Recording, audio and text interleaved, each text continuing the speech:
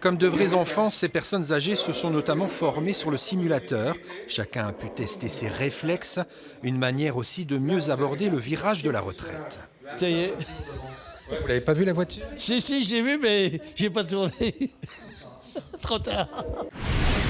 Chacun dans la vie de tous les jours peut entreprendre des déplacements d'une manière un petit peu plus écologique, voir comment on peut limiter l'usage de la voiture, prendre plus les transports en commun.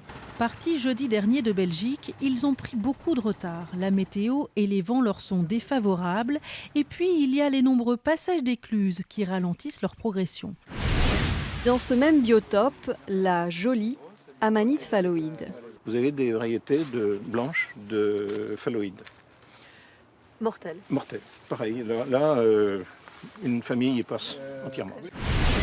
Dans cette ferme, le gavage se fait selon une technique très ancienne, appelée gavage sur paille. Tout au début, on gavait comme ça, sur paille et en liberté. C'est-à-dire que les canards peuvent, vous voyez, ils sont calmes, pour le bien-être animal, c'est quand même nettement mieux. Ce sapin a été choisi par l'association du sapin de Noël pour orner la cour de l'Élysée le mois prochain. Sarah, comme ses 6 partenaires, n'est pas comédienne.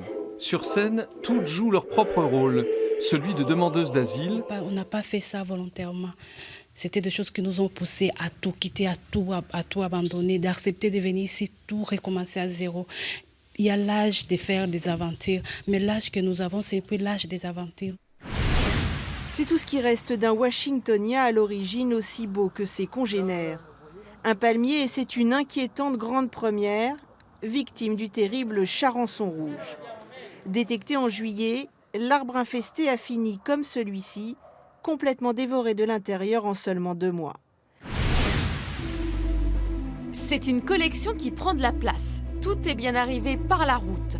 Les naturalistes de la Fabrique des Savoirs vont faire cohabiter dinosaures, reptiles marins et ptérosaures, heureusement inoffensifs. Pas vraiment du théâtre, un peu plus que du cirque, Celui qui tombe est le dernier spectacle de Johann Bourgeois. Il nous donne à voir l'image de notre monde secoué de soubresauts où l'homme tente de tenir debout. Et les corps expriment ce que les mots ne disent pas.